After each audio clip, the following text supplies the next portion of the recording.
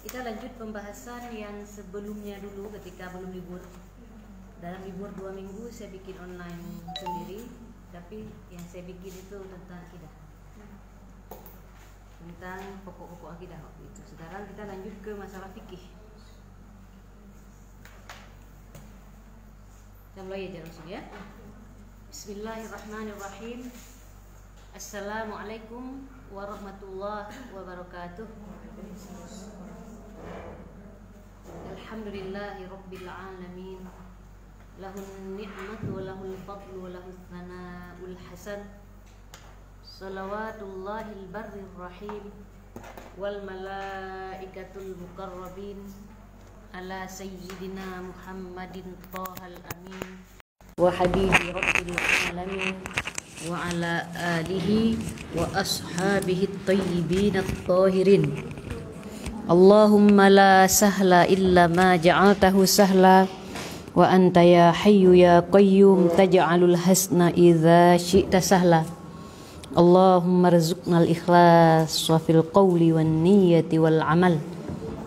Rabbi shrah li sadri wa yassir li amri wahlul 'uqdatam min lisani yafqahu qawli. Semoga pertemuan kita hari ini diridhai oleh Allah. Jangan lupa niat lillahi ta'ala.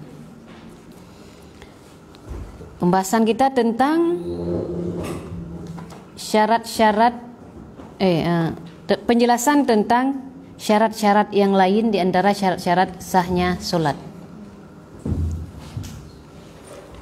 Bismillahirrahmanirrahim. Qala al-muallif rahimahullah, faslun fi bayani syurutin ukhra min syurutis shalah. Fasal menjelaskan tentang syarat-syarat yang lain tentang syarat-syarat sahnya salat. Karena sebelumnya kita bahas tentang syarat-syarat yang lain, di antaranya adalah suci dari najis di badan, pakaian dan tempat. Itu yang sebelumnya.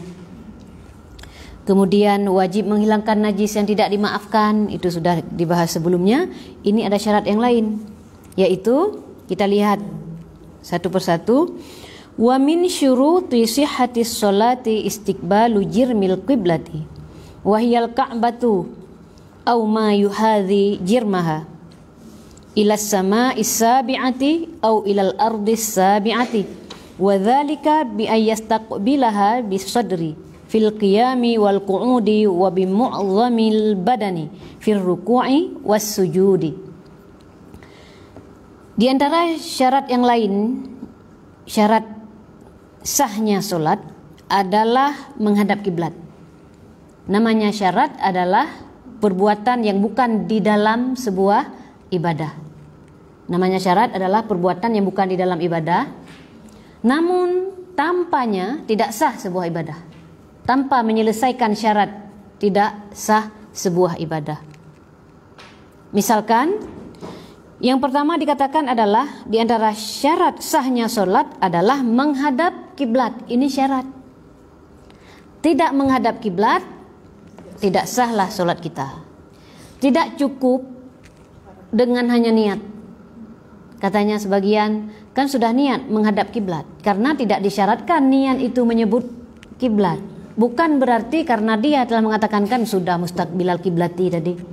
Jadi mau sholat lalu karena udah niat mustaqbilal kiblati lalu dia ke timur dia menghadap, apakah itu sah? Tidak sah. Karena ini maksud menghadap kiblat adalah dikatakan di sini wahiyal Ka'bah. Harus menghadap, namanya menghadap kiblat adalah menghadap bangunan Ka'bah. Menghadap bangunan Ka'bah.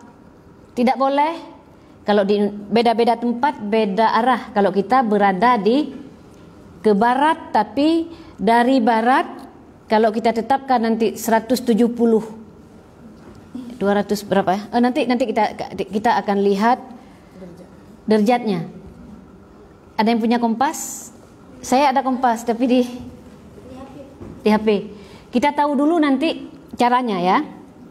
Jadi intinya kita jelaskan dulu bahwa Menghadap kiblat yang dimaksud adalah menghadap bangunan kiblat. Menghadap bangunan Ka'bah. Menghadap bangunan Ka'bah. Ini memang perintah untuk menghadap bangunan Ka'bah. Bukan Allah ada di Ka'bah tentunya. Allah ada tanpa tempat. Kalau kita berdoa menengadahkan tangan ke atas, bukan juga karena Allah di atas, tapi karena langit adalah kiblat doa. Nah, sekarang kita sholat menghadap Ka'bah. Yang kita hadap adalah bangunan Ka'bah, atau yang sejajar dengan bangunan Ka'bah, sampai langit ketujuh atau bumi ketujuh dalamnya. Artinya kita menghadap ke bangunan Ka'bah dan yang sejajar dengan bangunan Ka'bah sampai ke atas langit ketujuh sana.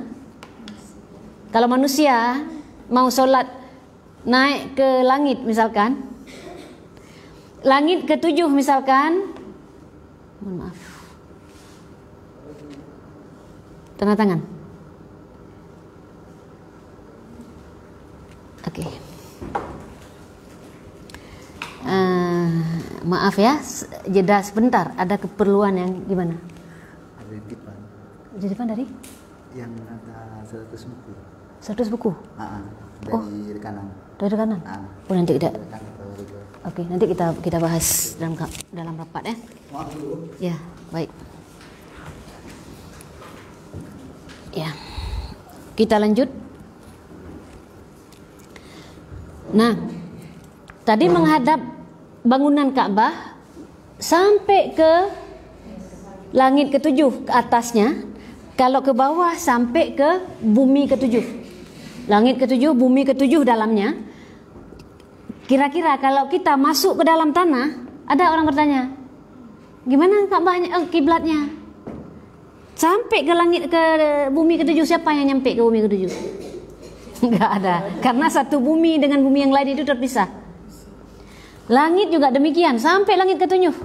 Antara satu langit dengan langit yang lain juga terpisah. Jadi jangankan naik pesawat ke langit ketujuh sekalipun, tetap menghadap ke Ka'bah. Ke Ka'bah kita menghadap. Oleh karena itu, kita berarti syarat itu harus kita penuhi. Dengan begitu otomatis kita butuhlah kompas. Butuh kompas. Di Indonesia letaknya kita kan Mekah itu ke barat. Jangan dikira menghadap barat itu adalah kiblat. Karena setelah kita tahu barat dulu yang penting, setelah kita tahu barat cara melihatnya, kira-kira ini yang paling simpel, tahu dulu barat. Yang paling simpel adalah tahu barat, tunjuk ke arah barat persis dengan tangan telunjuk. Tunjuk ke ini yang paling simpel nih, tapi tetap harus pakai kompas untuk mengetahui mana barat gitu kan. Tunjuk dengan tangan telunjuk tengah.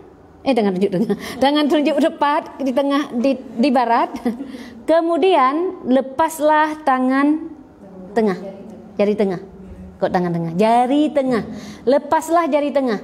Yang ditunjuk oleh jari tengah inilah kiblat. Berarti kan tidak lurus ke barat. Kalau kita lihat di kompas, kalau kita lihat di kompas, barat itu kan 170 apa 270? 170. 270. Coba sih kita lihat kompas. Oh, ini nggak ada ininya ya, nggak ada. Oh ya ini. Ya. Nggak tahu nggak jalan. Oh, nggak jalan ya? Harus open link. Ada yang sudah punya? Saya ada di HP. Ada. Coba lihat.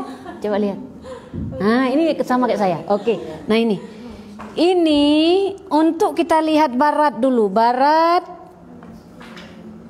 200. Saya salah bilang tadi, mohon maaf. Barat kan 270. Barat 270.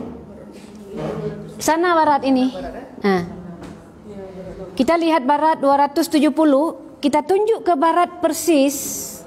Mohon maaf ya, ini agak praktek aja sedikit ya. Ini kita melihat barat dulu dengan kompas. Kira-kira kompasnya pun kompas yang mujarab. Bukan kompas yang berubah-ubah. Supaya kita tahu kompas itu mujarab atau tidak, kita tes dulu. Katakan kalau di Aceh ini yang tepat kiblatnya kan Masjid Raya Baitur Rahman, karena ini masjid lama. Itu tepat. Tes di Masjid Raya. Atau di kuburan orang dulu, karena kalau dulu tepat kiblatnya gitu kan. Ulama-ulama dulu misalkan. Ya, Iskandar Muda mungkin coba dicoba tes gitu kan. Saya belum pernah ke itu kebetulan. Jadi itu supaya ketahuan mana barat. Nah, kan 270 nih, pas 270 dia adalah barat. Bukan 170 tapi 270. Tunjuklah ke barat. Gitu kan? Tunjuk gini, kalau enggak gini kan?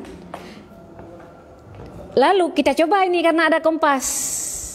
Kita arahkan kompas sampai sama dengan telunjuk kanan telunjuk tengah.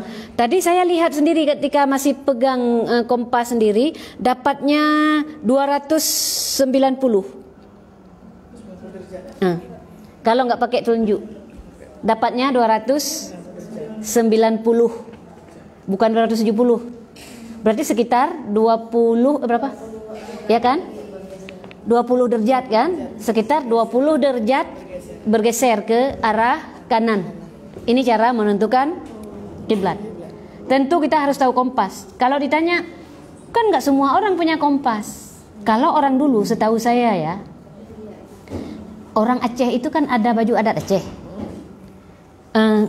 Saya dulu lihat kakek saya lihat itu punya kompas dikantongin di dalam kantongnya. Ternyata yang kalau kita lihat baju adat itu yang ada kayak kalung dia tarik ke sini, itu sesungguhnya kompas. Kompas itu dulu. Saya tahu persis itu karena kenapa saya lihat langsung. Saya lihat diikat dulu di sini, di kancing biar nggak jatuh. Lalu dimasukkan ke kantong, jadilah baju adat. Ternyata itu kompas. Begitu mereka menjaga dulu. Coba. Nah, ternyata orang Islam ini dituntut cerdas memang. Dituntut untuk tidak harus berilmu. Makanya orang Islam kan dari dulu memang orang pintar-pintar. Pintar orang sebodoh-bodoh orang kalau udah belajar ilmu agama jadi pintar. Orang dulu aja kan kalau udah belajar ilmu agama walaupun dia bukan seorang profesor mungkin, tapi dia tahu persis cara penentuan gitu dulu, penentuan kiblat. Sehingga kalau kita tahu kan rumah Aceh itu rata-rata pas kiblat. Rumah Aceh rata-rata pas kiblat karena mendirikan rumah melihat kiblat, bukan menyesuaikan dengan asal dulu.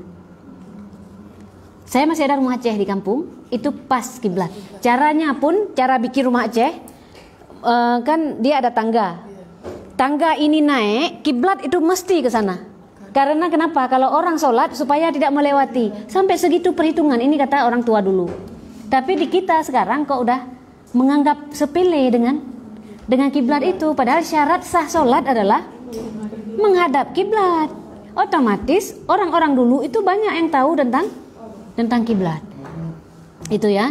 Jadi syarat sah sholat, syarat yang lain adalah menghadap kiblat. Menghadap kiblat. Mana ini? Menghadap kiblat. Jadi paskan dulu kiblat, jangan terlalu, dan ini wajib kepada setiap orang yang mau sholat. Kepada setiap orang yang ingin sholat, dia wajib ini yang boleh ijtihad, bukan yang lain ya. Tidak boleh beristihad pada yang lain. Yang boleh pada kiblat dan melihat waktu nanti. Harus kita jangan menganggap sepele dengan kiblat ini. Misalkan ada orang katanya dilihat di masjid di kampung dia yang jadi patokan adalah masjid di kampung dia. Ini kiblatnya begini, lalu pulang ke rumah dia pikir.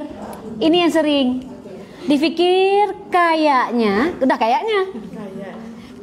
kalau di rumah saya, kalau di masjid seperti ini, di rumah saya seperti ini. Ternyata rumah kita itu mengikuti jalan, jangan-jangan udah mereng sikit. Ini pernah terjadi di sebuah rumah. Ini untuk contoh aja, teman kita, tapi beliau setelah itu, oh gitu ya.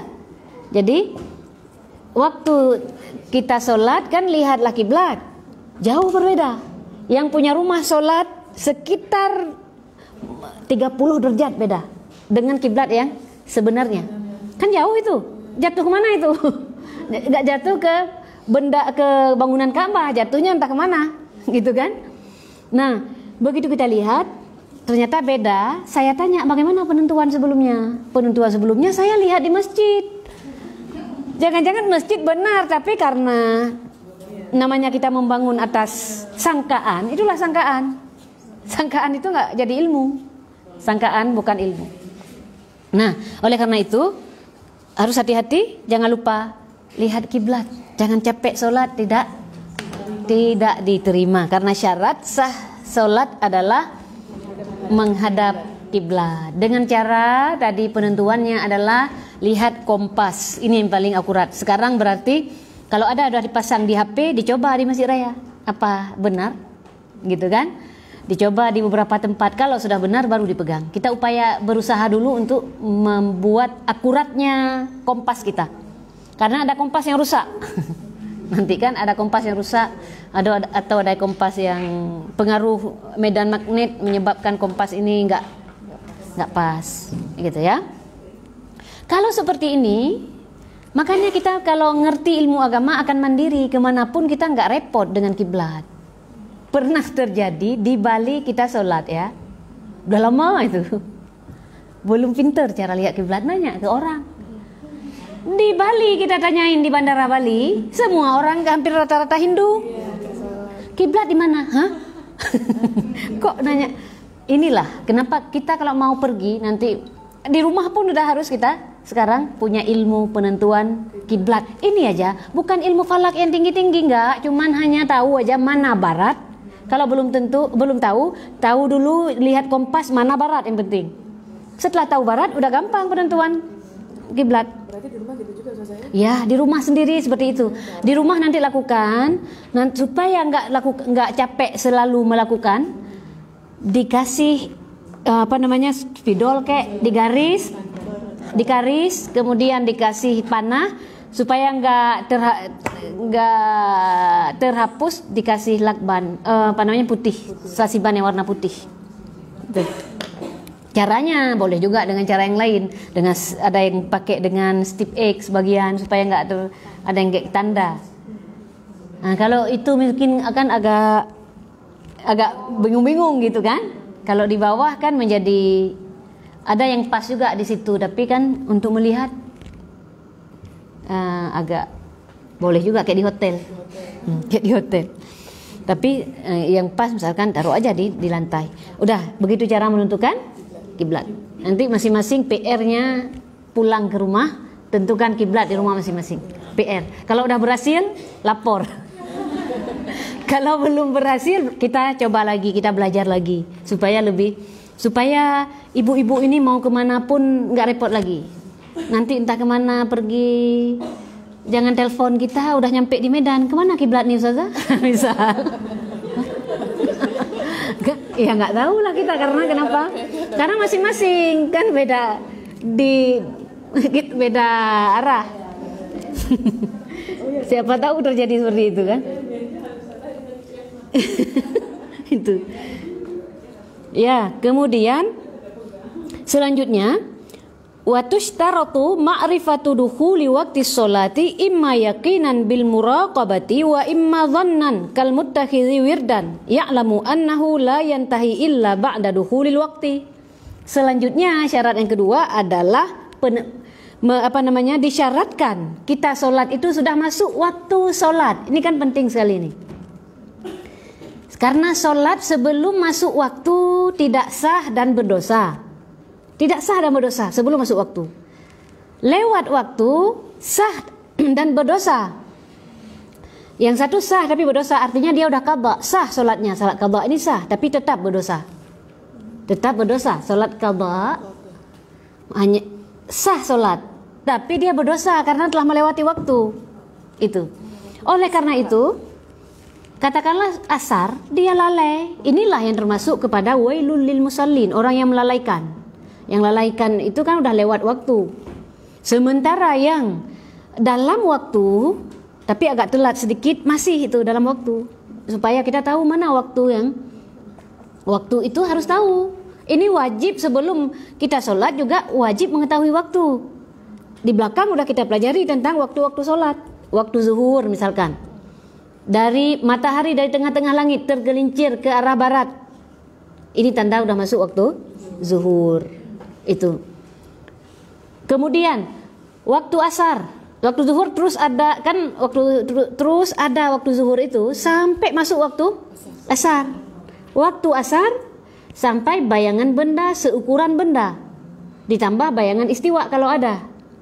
Gitu kan? Itu sudah di belakang kan, nanti kita kalau mau belajar lagi, kalau belum begitu paham kita ulang nanti. Itu secara umumnya kan? Ketika bayangan benda seukuran benda ditambah bayangan istiwa kalau ada. Bayangan istiwa yang kita lihat ketika zuhur tadi, bayangan yang memendek dan tidak memendek lagi setelah itu. Ini namanya bayangan istiwa. Yang itu kita ukur berapa bayangan istiwa itu untuk penentuan ketika asar. Bayangan benda seukuran benda plus bayangan istiwa. Kalau ada tadi. Kalau enggak ada berarti seukuran benda saja. Kalau ada bayangan istiwa sampai segitu pengaturan waktu gitu kan. Kalau ada berarti tambah bayangan istiwa tadi. Nih udah masuk waktu asar. Jangan sholat sebelum masuk waktu karena ini mau pergi ke takziah nih. Udah kumpul ibu-ibu. Gitu kan? Saya sholat terus lah. Kan sikit lagi cuman. Nggak bisa. Nggak sah dan berdosa. Sebelum waktu. Atau yang azan bilang gini. Alah tak azan aja nak lele. Ada yang seperti itu. Alah azan aja lah. Biar nanti azan aja biar sebentar lagi pun kan pada beberapa menit lagi orang berpegang pada azan ini banyak juga yang seperti itu. Ingat hati-hati, harus tahu masuk waktu. Inilah butuh ilmu. Inilah namanya berapa banyak orang sholat tapi dia yang dalam hadis Nabi, tapi yang berapa banyak orang bangun sholat tengah malam yang dapat hanya begadangnya. Berapa banyak orang berpuasa tapi yang dapat hanya lapar dan hausnya. Itu harus kita pikirkan itu. Kenapa seperti itu? Agama ini jangan bilang Allah Maha Tahu. Allah Maha Tahu, tapi Allah telah memberikan jalan supaya orang Islam ini berilmu. Itu. Kenapa turun Rasulullah? Kan untuk menjelaskan Jibril. Ini ketatnya waktu sholat. Jibril itu turun setiap waktu sholat untuk menjelaskan setelah dapat wahyu tentang sholat. Ketika Nabi sholat itu Jibril turun. Di awal waktu turun Jibril. Untuk menjelaskan kepada Rasulullah bahwa begini waktu-waktu sholat. Kemudian turun juga di akhir waktu untuk menjelaskan bagaimana habisnya waktu. Sebegitu. Kalau kita mau gampang-gampang saja ya nggak perlu ada Nabi berarti. Kan gitu pemahamannya. Rasulullah loh yang menentukan waktu-waktu sholat itu. Tadi asar ketika bayangan benda seukuran benda itu. Kemudian maghrib ketika tenggelam matahari penuh tenggelam. Bukan lagi tersisa sedikit. Tandanya bagaimana? Ketika kita melihat, kalau kita berdiri di pinggir laut akan kita lihat matahari itu tenggelam, muncul syafaq ahmar. Ketika tenggelam penuh muncul syafaq ahmar di sebelah barat. Kalau kita nggak berdiri di laut, nggak lihat gimana? Kita di rumah saja, lihatlah ke timur.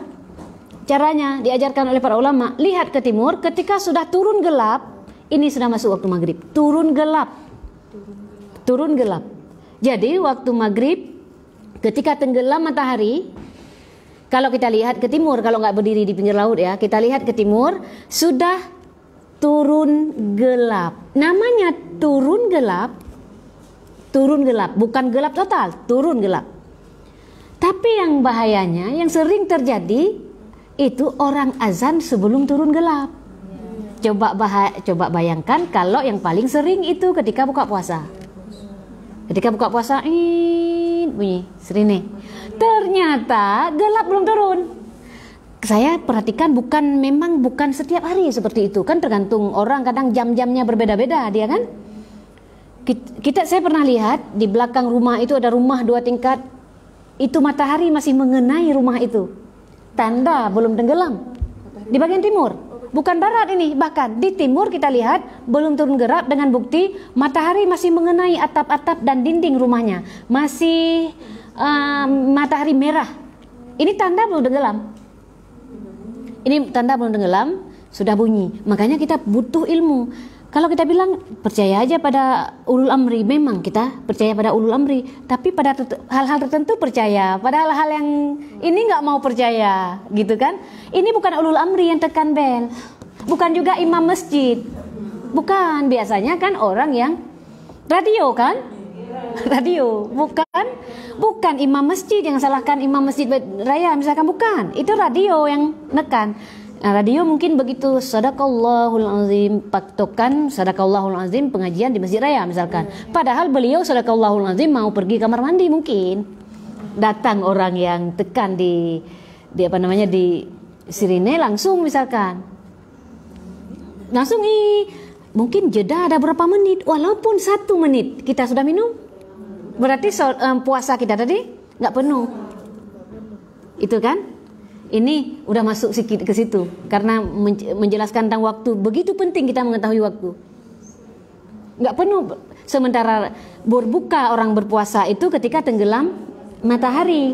Orang berpuasa itu berbuka ketika tenggelamnya matahari. Belum tenggelam sudah berbuka. Memang dalam hadis disuruh percepat, tapi disuruh percepat itu kalau sudah masuk waktunya.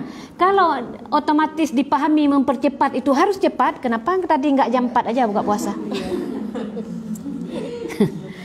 Itu kan, kenapa nggak jam 4 aja tadi buka puasa, gitu ya. Jadi harus berilmu. Disinilah butuh setiap manusia, setiap orang itu berkewajiban mencari ilmu yang dia butuhkan tentang cara melihat waktu, tentang cara lihat kiblat tadi. Karena kenapa? Karena ini adalah syarat sahnya sholat, mengetahui masuknya waktu. Maghrib habis ditandai dengan habis syafaq ahmar, habis hilang syafaq ahmar, sampai hilang syafaq ahmar habis maghrib masuk isya berarti kan. Tanda lain adalah kalau kita melihat ke langit sudah penuh dengan bintang-bintang. Nah, ini udah masuk isya yang panjang sampai keluar fajar sodik. Disinilah orang menahan diri untuk berpuasa bagi yang puasa kan. Udah mulai menahan diri, udah keluar syafaq fajar sodik, baru berhenti fajar sodik. Ketika keluar fajar sodik, orang yang berpuasa menahan diri, udah keluar fajar sodik. Bunyi sirine sudah duluan, kebiasaan, ya kan? Sudah duluan.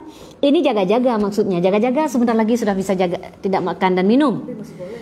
Masih boleh. Sebelum keluar fajar sodik. Yang ini garis besarnya gampang diterima orang. Karena kenapa? Masalah menahan diri. Cepat di bunyi sirine udah bisa jaga-jaga. Tapi sebelum keluar fajar sodik itu masih bisa makan sebenarnya. Bunyi sirine jaga-jaga ini. Kalau mau minum terus, sikat gigi terus kan gitu. Tapi kalau berbuka orang yang nggak mau terima, karena harus nahan. Berbuka bunyi sirine jaga-jaga, jangan lagi kemana-mana. Udah bisa duduk di meja, taruhlah air apa kek, udah bunyi sirine. Jangan dulu ya, itu yang nggak mau. Karena kenapa? Harus nahan diri soalnya. Kalau yang tadi mau terima. Masalah waktu subuh karena masalah sahur, masalahnya udah duluan makan. Itu bisa terima. Jadi kita harus sesuai dengan ilmu sesungguhnya ya. Nah, ini syarat yang paling harus kita perhatikan.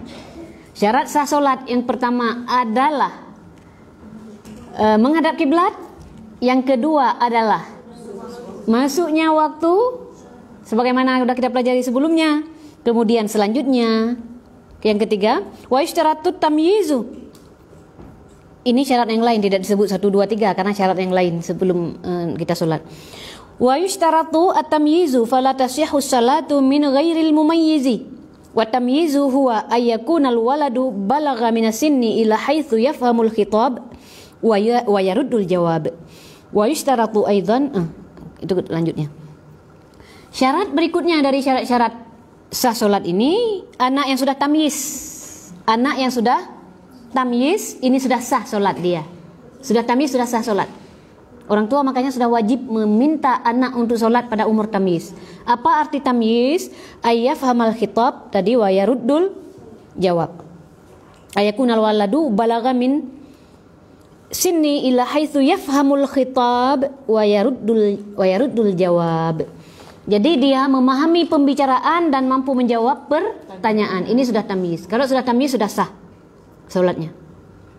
Syarat sah salat yang lain tamyiz. Kalau sudah tamyiz sudah sah salat anak ini. Umur tamyiz kebiasaan 7 tahun. Cirinya memahami pembicaraan dan mampu menjawab pertanyaan. Memahami pembicaraan, menjawab pertanyaan. Udah kita jelaskan sebelumnya. Pertanyaan-pertanyaan misalkan bukan bertanya sekedar bertanya siapa nama kamu. Kalau bertanya siapa nama kamu semua anak paham. Tapi pertanyaan misalkan 1 bulan itu berapa hari? 1 minggu berapa hari? Dalam 1 tahun berapa kali datang bulan Ramadan? Kan sudah mulai melibatkan sedikit pikiran kan, gitu kan? Atau dalam pendapat ulama yang lain, ketika sudah bisa bersuci sendiri, sudah makan sendiri, artinya cebok bisa sendiri tadi, udah makan bisa sendiri, udah bisa pakai baju sendiri, ini sudah tamyiz, ini sudah sah sholat dia. Jadi ibu-ibu kalau anak sudah tamyiz jangan ditaruh di belakang ya, jangan kita jadi imam, anak udah tamyiz, karena kita perempuan nih. Tidak boleh perempuan menjadi imam untuk laki-laki. Tidak boleh, itu udah hukum walaupun kita perempuan. Apapun cerita gender segimanapun ceritanya itu tidak bisa. Segender apapun, sebebas apapun pemikiran kita tetap harus berpegang pada syariat bahwa perempuan memang dalam ketentuan agama seperti itu ada hikmahnya, terima saja. Bahwa kita tidak bisa menjadi imam bagi laki-laki. Nggak bisa. Tapi sebenarnya gender bukan itu maknanya bagi orang gender, bukan itu maknanya. Itu feminis yang kiri itu, yang seperti itu. Nggak terima, pokoknya harus setara semua sehingga menabrak hukum-hukum agama. Jangan. Nggak ada manfaatnya. Kita hidup di dunia ini sebentar aja. Nanti mati, mempertanggungjawabkan semuanya. Sesuai nggak dengan syariat? Di sini kita harus memenuhi standar itu bahwa laki-laki memang yang jadi imam walaupun anak kita sendiri. Walaupun anak kita sendiri masih kecil, sudah tamyiz tapi dia udah sah menjadi imam kita. Makanya udah sah sholat dia.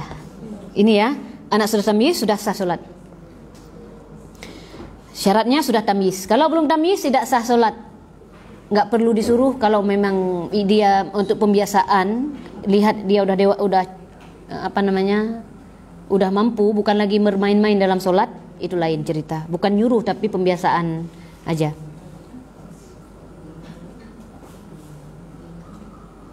Kemudian wa yushtaratu aidan al-ilmu bi fardiyatiha fi shalatil mafrudati ay ilmul musalli bi kauni sholati fardan fa in kana ya'taqidu annaha naflun lam tasihha sholatuhu.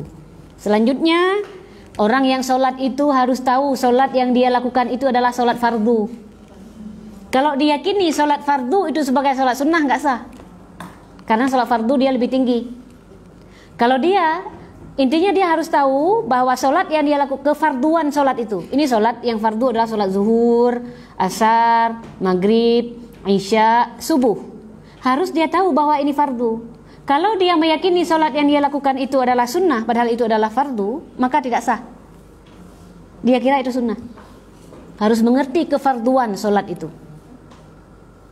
Kenapa nggak sah? Karena sunnah itu dilakukan berpahala, ditinggalkan tidak berdosa. Kalau yang fardu itu yang wajib adalah dilakukan mendapatkan pahala, ditinggalkan berdosa. Nah ini derajatnya lebih tinggi. Kita lebih baik fokus pada yang wajib daripada melakukan 1000 sunnah atau menghindari 1 maksiat. Itu lebih baik daripada sibuk dengan yang sunnah tapi maksiat nggak pernah ditinggalkan. Orang kalau sibuk dengan wajib itu kalau nggak sempat sunnah itu dimaafkan. Sebagaimana ulama berkata, man syaghala anil fardi man syaghalahu al fardu anin nafli fahuwa ma'dzur. Man syaghalahu al fardu anin nafli fahuwa ma'dzur. Orang yang sibuk dengan yang wajib, lupa yang sunnah, dia itu dimaafkan. Karena kan yang sunnah tidak wajib, ditinggalkan tidak berdosa. Tapi wa man syaghalahu naflu anil fardi fahuwal maghrur. Dan orang yang sibuk dengan sunnah, lupa yang wajib, orang ini tertipu. Tertipu orang ini. Sibuk dengan yang sunnah, sementara yang sunnah dilakukan berpahala, ditinggalkan tidak berdosa. Yang wajib yang harus dibereskan dulu. Kiblat kita udah benar apa enggak? Menghadap kiblat apa enggak? Sudah tahu waktu-waktu masuk apa enggak? Sehingga kalau kita tahu yang wajib ini, yang pokok kita ketahui, nanti pelan-pelan yang sunnah bisa kita sempurnakan. Sibuk dengan sunnah, jangan-jangan nggak tahu bahwa syaratnya harus menghadap kiblat, kan bahaya. Itu ya, harus meyakini bahwa kefarduannya. Kemudian wa yashtaratu alla ya'taqida al-musalli fardan bi'ainihi min furudiha. Wa yashtaratu alla ya'taqida al-musalli fardan bi'ainihi min furudiha. Ittafaqa asy-syafi'iyyatu ala annahu fardun min furudis shalah ka qiraatil fatihati awir ruku'i annahu sunnatun wa yushtaratu aidan as-sitru lil selanjutnya. Disyaratkan bagi orang yang solat itu adalah meyakini, orang yang solat itu meyakini yang rukun itu rukun wajib, tidak meyakini yang itu adalah sunnah. Mana yang rukun? Fatihah, ruku'. Al-Fatihah itu rukun qauli, ruku' itu rukun fi'li. Harus diketahui bahwa ini rukun. Jangan diyakini ini adalah sunnah. Kalau ini diyakini sunnah yang tadi wajib, yang rukunnya tadi, maka tidak sahlah solatnya. Kalau tadi kefarduan solatnya, kalau ini kefarduan pada rukun-rukun, yang rukun itu kan bagian dalam solat yang tanpanya tidak sah solat. Ini rukun. Bagian dalam ibadah. Bagian dalam ibadah itu rukun. Tanpa rukun ini tidak sah. Jadi harus mengetahui bahwa ini wajib. Baca Fatihah itu wajib, ruku' itu wajib, harus diketahui. Ini harus diketahui. Kalau dia meyakini bahwa itu adalah sunnah, sama seperti tadi, tidak sahlah solatnya. Itu ya. Kemudian wa yashtaratu aidan as-sitru lil aurati walau khalian aw fi dhulmatin wa yakunu sitru bima ay bi syai'in yasturu lawnal basharati bihaitsu la yumayyizu launuha fi majlisi takhatub fama tumayyizu min khilalil basharatul samra'u minal bayda'i ghairu kafin li jami'i badanil mar'ati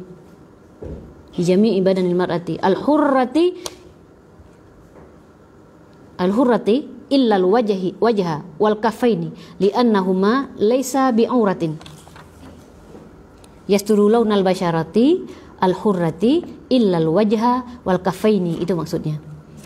Jadi kemudian syarat berikutnya dalam syarat sahnya solat adalah menutup aurat.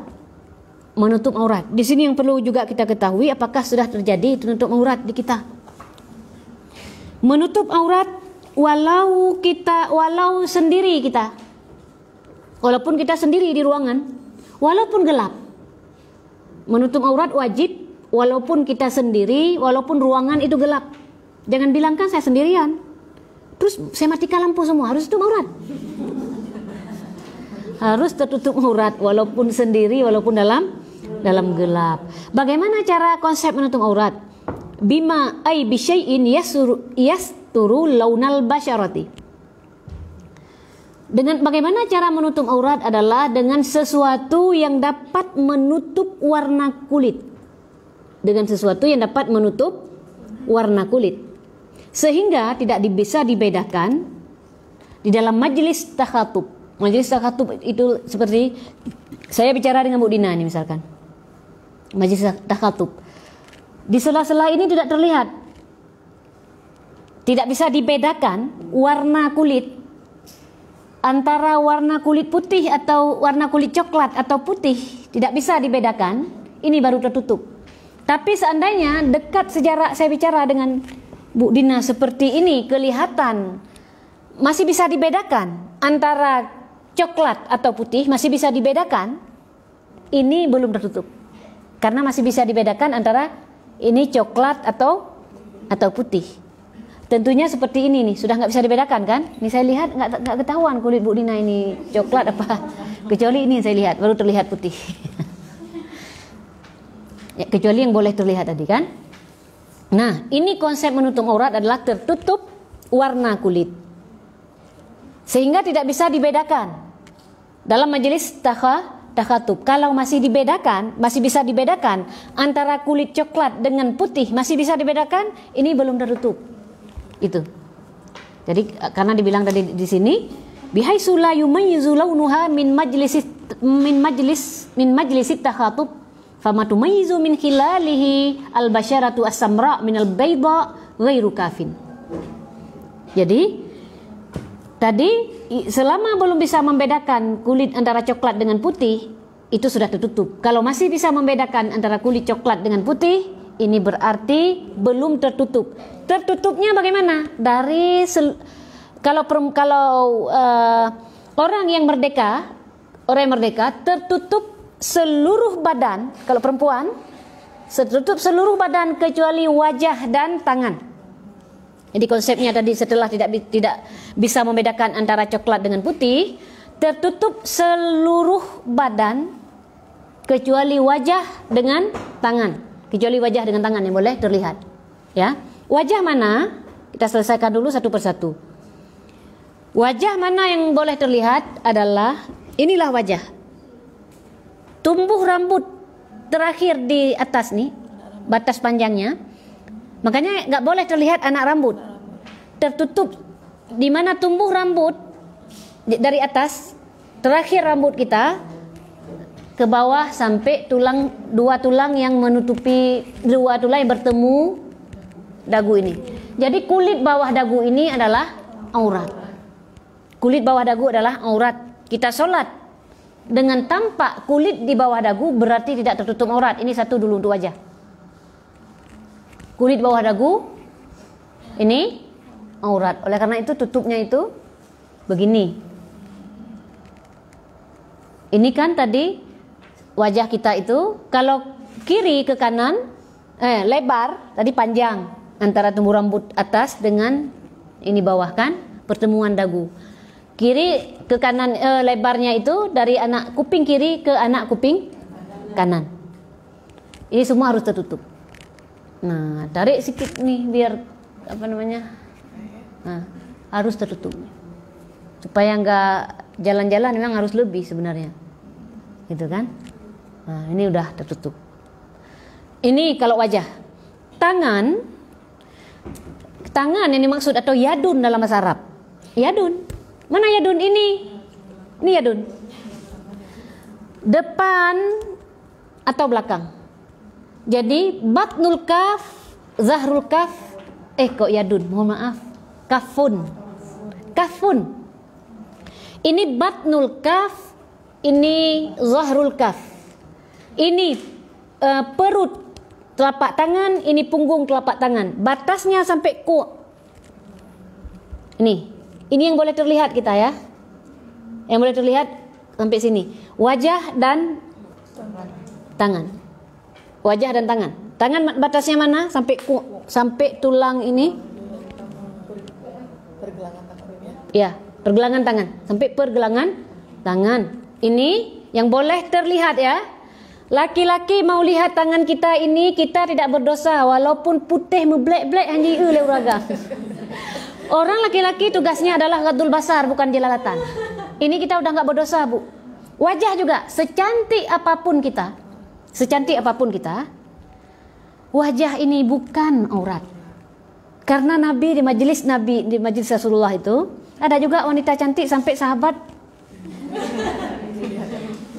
Ketika ada pertanyaan kepada Nabi dari seorang sahabiyah sangat cantik, sampai sahabat itu ada yang mata saking cantik ya Bu ya. Tapi oleh Rasulullah ditarik lagi. Lalu ini diambil hukum oleh ulama. Ini menjadi catatan untuk kita ya. Diambil hukum oleh ulama. Rasulullah di saat itu tidak berkata perempuan pulang kamu pakai cadar, enggak. Tapi Rasulullah berkata laki-laki ghaddul basar. Ini kalau kita berilmu kita tahu di mana tempatnya kan. Tapi mau pakai cadar tidak apa-apa, itu adalah sunnah. karena mengikuti istrinya Rasulullah. Silahkan, nggak masalah, dapat pahala ya. Jangan yang pakai cadar silahkan lanjut dengan niat lillahi ta'ala.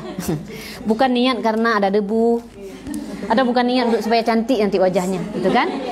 Supaya bersih, nggak kena debu. Niatnya adalah untuk lillahi ta'ala. Jadi intinya wajah secantik apapun kita, hai, ini cantik tadron gitu kan? Ini mengganggu anak agama, dahsyat dong, tidak berubah hukum karena itu. Laki-laki punya tugas lain, laki-laki adalah ghaddul basar, jaga pandangan masing-masing. Dosa dia kalau pertama lihat, oh cantik, udah selesai lah. Jangan jauh, ini udah dosa dia. Karena Bu, walaupun kadang udah tertutup, tapi kalau dilihat dengan syahwat tetap dosa. Ukurannya dia melihat dengan syahwat, udah dosa. Jadi intinya kita tampak wajah yang nggak berdosa karena itu bukan aurat. Buktinya ketika tawaf saja harus buka. Ini kan bukti bahwa ini tidak wajib. Walaupun luar biasa orang ini.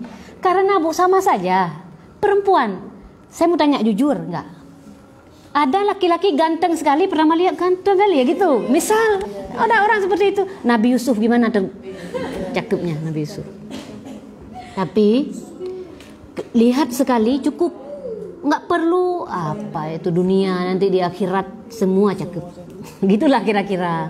Nggak usah diturutin, ditahan. Kalau seperti itu semua laki-laki ghaddul basar, perempuan juga jaga diri, nggak akan terjadi selingkuhan itu kan. Nah ini batasnya ya. Ini sebenarnya poinnya pada batas aurat. Bukan ke situ, tapi untuk kita ketahui sedikit ya. Kalau misalkan ada yang salat pakai cadar itu nggak seperti. Kalau karena ketika sujud anggota sujud itu ini yang tidak boleh tertutup semuanya. Tidak boleh tertutup semuanya. Ya. Itu. Jadi kalau ini sampai ketutup dahinya, ya nggak boleh. Kalau hidung nggak masalah. Ini yang wajib nih, dahi. Nah, kemudian ini kan tadi udah kita bilang bahwa tertutup warna kulit sudah, batasnya mana sudah. Kemudian harus kita tahu bahwa tertutup yang dimaksud segala sisi kecuali bawah. Segala sisi kecuali bawah. Mana contoh segala sisi? Ini jilbab kita ini sisi. Udah. Semua yang di sisi terbuka itu sisi, walaupun sudah selutut jilbab. Ataupun melewati lutut jilbab, tetap sisi. Selama dari sisi masih dibuka itu tetap sisi. Yang boleh terbuka mana? Bawah. Bawah mana? Yang dimaksud bawah, seandainya kita berdiri di tingkat 2 ini, kita berdiri, ternyata tingkat 2 itu adalah kaca. Kita berdiri di atas kaca itu untuk sholat, tampaklah kaki dari bawah. Ini tidak mengapa karena konsep menutup aurat kita segala sisi kecuali bawah. Tapi kalau sisi masih tampak, itu tidak boleh. Ini sisi. Ini sebenarnya kalau mau seperti ini sholat juga boleh kalau sudah tertutup segala sisi. Ini tidak ada lagi sisi yang terbuka, udah. Ini nggak ada sisi ini kan? Kecuali ini longgar segini, longgar, kemudian mansetnya pendek, baju longgar, kan sisinya terbuka, nggak sah. Tapi selama udah seperti ini dikaret, misal, tambah manset, kalau nggak cukup, ini nggak cukup karena pendek, tambah manset sedikit. Udah selesai di tangan. Sekarang lihat koreksi di bagian sini, yang sering terbuka di bagian sini. Ini kita berjilbab, sisi terbuka ini. Sehingga sisi terbuka ini leher, ingat, baju kita kan hanya sampai sini baju. Supaya sah bagaimana? Pakailah ciput. Yang ciput itu masuk sampai ke baju kita, itu tidak ada lagi sisi yang terbuka. Kalau mau pakai baju seperti ini boleh. Tapi dengan syarat tadi tertutup segala sisi. Ditutup dulu sisinya supaya nggak ada lagi sisi yang terbuka. Gitu. Salat pakai baju ini nih. Baju seperti ini ke kampus. Pakai dulu ciput, yang ciput itu masuk ke baju, dalam baju. Udah. Lalu baju ini kalau baju selutut Kalau dibuka sisi, mohon maaf kan tampak nanti badan, itu nggak boleh. Mungkin dia udah pakai dalaman ya, atau bajunya baju terusan. Baju terusan yang di dalamnya dia sudah pakai celana legging, lalu pakai kaos kaki. Yang boleh itu yang bawah itu tadi, kebiasaan kita kalau pakai mukena kan begitu kita lepas mukenanya murah-rah kalau bahasa Aceh. Murah-rah itu bahasa Indonesia apa? Melewati sebenarnya itu, melewati kaki. Nggak nampak. Di dalam itu yang boleh di bawah. Selama sisi masih terlihat, nggak boleh. Nanti ketika kita duduk antara dua sujud, misalkan tampak kaki kita yang sedang begini ini nampak ke sisi, sudah sisi. Itu sisi. Yang boleh itu kan cuma bawah tadi. Nah, kalau mau pakai baju harus cukup ilmu dulu kalau mau pakai pakaian seperti ini. Jangan kita kira lihat orang seperti itu kita langsung seperti itu, orang sudah punya ilmu untuk jangan karena ada orang hati-hati ya kalau nggak kita jelaskan. Saya pernah sholat seperti itu. Yang nggak paham, pakai kaduhnya, nyohanjit dalam sholat. Ini ada pemahaman yang keliru ternyata. Di dalam kitab ulama, dalam kitab fikih itu dijelaskan itu kafun, dikira kafun ini nggak termasuk. Padahal kaf itu ini batnul kaf, ini zahrul kaf, inilah kaf. Ini semua boleh tampak tadi. Orang lihat sholat, lalu dia sholat juga seperti itu. Saya buka lah ini, ternyata leher masih. Hai, Allah semayang nasa. Buka. Berarti mukena potongan kita di rumah itu masih buka sisi. Masih buka sisi. Mukena potongan masih buka sisi. Caranya bagaimana kalau pakai mukena potongan? Harus pakai dalaman dulu yang sudah menyatu dengan ini. Pakai manset baru je pakai yang kayak di rumah. Laginya kan sama macit kan? Supaya kita tidak capek, beli aja mukena yang terusan. Gitu. Ini dalam mazhab Syafi'i seperti itu sesungguhnya. Begitu kata para ulama. Kalau ditanya mana Al-Qur'annya? Mana hadisnya? Ijtihad para ulama itu telah menjadi hukum. Yang ijtihad bukan model kita. Yang ijtihad model ulama. Tingkat yang sudah cukup syarat untuk menjadi mujtahid. Itu ya. Jadi perempuan tadi mana? Seluruh tubuh kecuali wajah dan tangan. Itu segala sisi ingat kecuali bawah. Kalau laki-laki antara pusar dan lutut. Laki-laki itu lebih simple. Enak. Tapi jangan kok gitu ya. Enggak usah. Nanti di akhirat ini semua dapat pahala lillahi ta'ala. Nutup semua ini dapat tambah pahala. Perempuan dikasih pahala lebih enggak mau? Gitu kan? Jadi kalau laki-laki pusar dengan lutut. Kalau kita yang merdeka seperti ini jangan ikut perempuan budak. Perempuan yang budak itu dia terbuka seperti laki-laki. Kita kan bukan budak. Boleh buka atas. Iya. Jadi begitu ya. Harus tahu diri kita ini perempuan merdeka. Ya. Itu. Jadi tadi kita selesaikan wa yakunu sitru bima yasturu ma baina surrati wa rukbati binisbati lizzakari wal amati li anna auratahuma ma baina surrah wa rukbah wa yakunu sitru dzalika min kulli jawanib illa asfal ay la mimma huwa asfalu minal aurah. Tidak termasuk bawah tadi. Sudah kita jelasin ya. Itu penjelasan tentang aurat. Inilah syarat-syarat sahnya solat kita. Makanya disampaikan oleh Rasulullah bersabda, berapa banyak orang yang solat, bangun malam, solat khusyuk, terlihatnya khusyuk. Khusyuk itu artinya adalah menghadirkan rasa takut dalam hati pada Allah. Bukan hanya rasa takut. Ini rasa takut pada keagungan Allah, bukan hanya rasa takut pada kuburan, bukan hanya itu. Ya. Jadi kalau untuk sahnya solat, tingkat tahap kita selesaikan dulu yang rukun-rukun dan yang syarat-syarat tadi. Selesaikan dulu masalah tahu menghadap kiblat, bagaimana cara menghadap kiblat sudah kita jelaskan tadi. Bagaimana melihat kiblat di rumah masing-masing kan? Dimanapun kita berada harus itu kita lakukan. Kemudian melihat waktu solat. Waktu solat ada yang nggak tuntas sedikit tadi ketika bicara waktu solat. Baik dengan muraqabah kayak kita bilang tadi melihat waktu-waktu masuk itu dengan muraqabah tadi. dengan kalau melihat tadi ketika kita katakan zuhur, ketika matahari sudah tergelincir ke arah barat, kita tancap benda. Tahu dulu mana timur, mana barat? Ini sudah lewat sebenarnya. Sudah lewat. Baik dengan muraqabah, tadi muraqabah mana? Inilah dia, lihat bayangan, lihat sudah masuk turun gelap untuk maghrib, lihat bayangan untuk asar itu seukuran benda, itu muraqabah namanya. Atau dengan wirid bagi orang yang sudah terbiasa, setiap beliau selesai wirid, masuklah waktu maghrib. Ini sudah dibuktikan berkali-kali, akhirnya beliau udah bisa pegang ini.